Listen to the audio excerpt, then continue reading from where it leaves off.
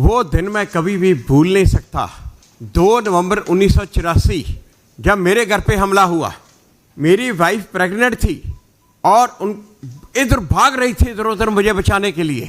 हम first floor पे रहते थे, सीढ़ियों से मॉब ऊपर आया। हमारे जो लैंडलॉर्ड थे ग्राउंड फ्लोर पे रहते थे, बाहरी परिवार था, पंजाबी हिंदू परिवार था और वो बीजेपी के कट्टर सपोर्टर थे।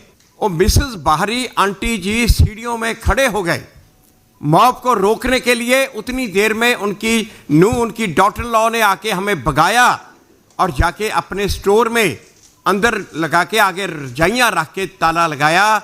अगर वो आंटी बाहरी आंटी उस दिन सीढ़ियों में खड़े होके मॉब को ना रोकते तो मैं आपके सामने ना होता। कसूर क्या था मेरा कि मैं एक सिख था।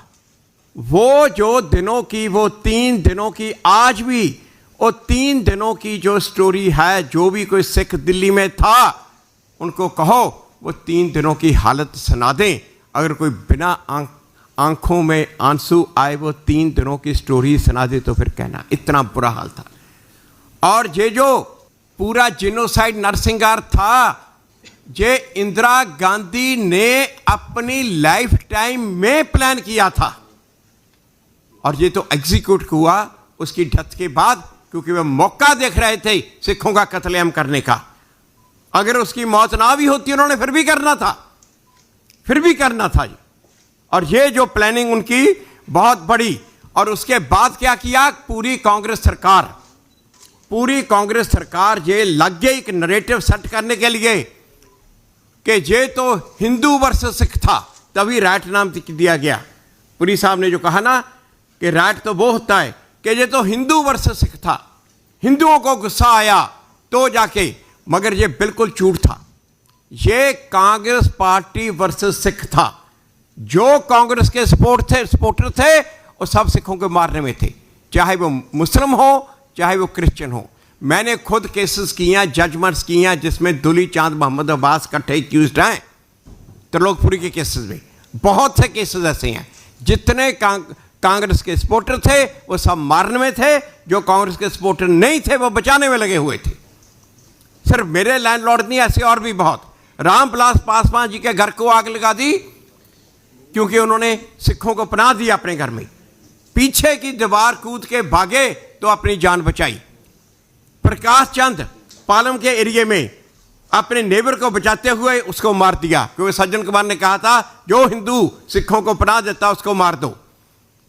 जहांगीरपुरी में हरी सिंह और उसका भाई गंगाधर, उनको पीट के हरी सिंह को मार दिया, उसको आधा मरा करके छोड़ गए। इसीलिए क्योंकि ये हालत थी। और ये वाजपेयी जी की जो वाजपेयी जी के घर के सामने टैक्सी स्टैंड को आग लगाई, वो बाहर आके खुद गइयों को उसको पकाया उन्होंने। यह तक ये जो हालत थी तब उस टाइम की। और ये 17 नवंबर 1984 को वाजपेयी जी ने एक लिस्ट रिलीज की कि 2700 सिखों को दिल्ली में मारा है। ये लिस्ट मदनलाल खुराना जी ने तैयार की थी।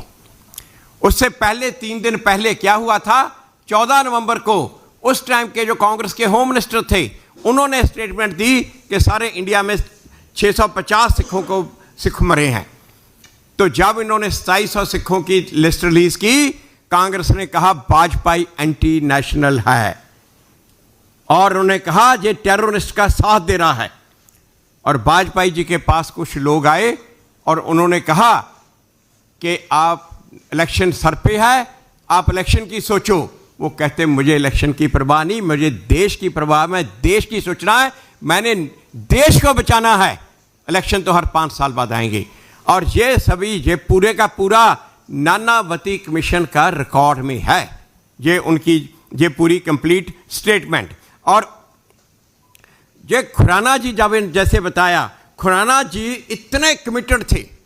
वैसे तो सभी लीडर्स ने, जेटली जी ने भी बहुत हमारा साथ दिया, सुषमा जी ने भी साथ दिया, विजय कुमार मल्होत्रा, सब ने। खुराना जी तो इतने कमिटेड थे इस इशू के, उन्होंने मुख्यमंत्री बनते सार मुझे अपना एडवाइजर लगाया और तब 1995 में HKL भगत को जेल पहुंचाया, वहाँ ये था। और थ्रू आउट ये बीजेपी ने इस इशू पे थ्रू आउट साथ दिया। क्योंकि दिल्ली की बीजेपी, मैं आपको ये बताऊं, बीजेपी पार्टी, वैसे तो मेरा दिल्ली में इनके साथ था, बीजेपी पार्टी इस इशू को ऐसे लड़ी, उनका अपना इशू है इस तरह से। अभी तक रविशंकर प्रसाद जब भी सुप्रीम कोर्ट में मुझे मिलते, शुरू से कहते हैं दूर से हमारा शेर आ गया, क्योंकि इन्होंने ऐसे लड़ाई लड़ी जैसे उनका अपना इशू है और मैं जो लड़ाई लड़ रहा हूं उनकी हेल्प कर रहा हूं। इस तरह की अप्रोच थी इनकी थ्रू आउट। जब बीजेपी ने इतना किया तो मैंने भी पार्टी के लिए अपनी जितना कर सकता था उतना दिया। मैंने पार्टी की लीगल टीम को मैं इनको हेड करता था, बिना कोई पोस्ट लिए, बिना ओहदा लिए। उन 2003 में जब ये सुप्रीम कोर्ट ने कहा कि नॉमिनेशन के साथ एफिडेविट फिल करने हैं, तब मैं इलेक्शन कमीशन का सीनियर स्टैंडिंग काउंसिल था। खुराना जी ने मुझे कहा, खुराना जी पार्टी प्रेसिडेंट थे, कि आपने हमारी टीम को गाइड करना है। मैंने इलेक्शन कमीशन से रिजाइन किया और 2003 से लेके 2013 तक दिल्ली में जितने इलेक्शन हुए, चाहे लोकसभा हो, चाहे असेंबली इलेक्शन हो, चाहे वो म्युनिसिपल इलेक्शन हो, तो इनकी जो टीम थी, जो लीगल टीम, वो सबको मैं हेड करता था। मैं सरसा जी को बता रहा था, सरसा जी ने पहला इलेक्शन लड़ा तो उनका नॉमिनेशन पेपर भी फाइनल मुझसे ही होके गया था। और ये अनफॉर्चुनेटली ये एक गलती हुई 2014 में। सोचा था कि ये पार्टी आई है देश को बदलने के लिए। कांग्रेस की इतनी करप्शन थी उस टाइम जब अन्ना आंदोलन चला, तो उनके साथ जुड़े, उनके साथ लगे। और मगर अंदर जाने के बाद, थोड़ी देर के बाद पता चला कि जहां तो हाथी के दांत खाने को कुछ और दिखाने को कुछ, ये हाल है। 2017 में जब मैं लीडर ऑफ अपोजिशन बना, तो जैसे चुग साहब ने कहा है कि मेरे पास बार काउंसिल ने कहा कि मिनिस्ट्री का ओहदा है, मैं प्रैक्टिस नहीं कर सकता। मैंने एक केस करने की परमिशन मांगी, वो कहते रूल अलाउ नहीं करते। तो मेरे पास यही था, जहाँ सज्जन कुमार का केस, सज्जन कुमार का केस फाइनल हियरिंग पे आ गया था हाई कोर्ट में।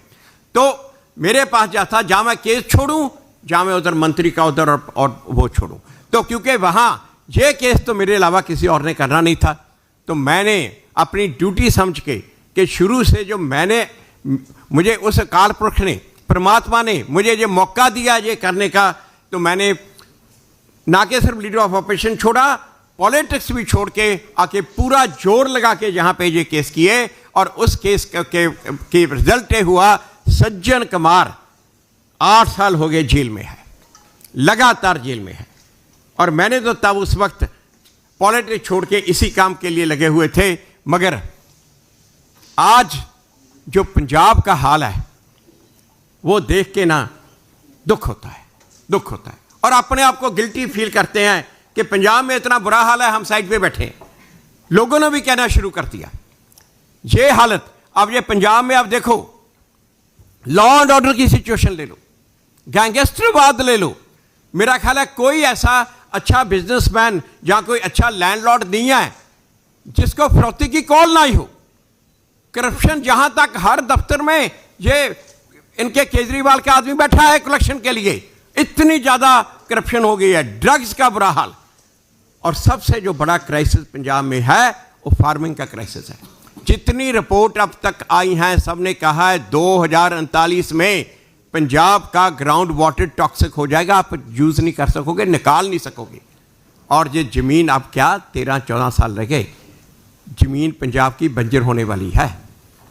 और मैं पिछले कई सालों से इसके लिए काम कर रहा हूं पंजाब में, मगर अनफॉर्चुनेटली पंजाब सरकार को बिल्कुल परवाह नहीं है, बिल्कुल परवाह नहीं है इस चीज़ की। और आज मैं जो सोचता हूँ, मेरे सभी दोस्तों ने, पंजाब में भी मेरे दोस्तों ने, यहाँ भी, उन्होंने सब ने कहा कि इस सिचुएशन से अगर पंजाब को वापस ला सकती है वो सिर्फ बीजेपी ला सकती है, क्योंकि सेंट्रल सरकार और मोदी जी, एक बात और, मोदी जी पंजाब को और पंजाबियों को बहुत लाइक करते हैं। और मोदी जी पर्सनली मुझे भी बहुत लाइक करते हैं, 84 की, क्योंकि मैंने लड़ाई लड़ी है इसकी वजह से।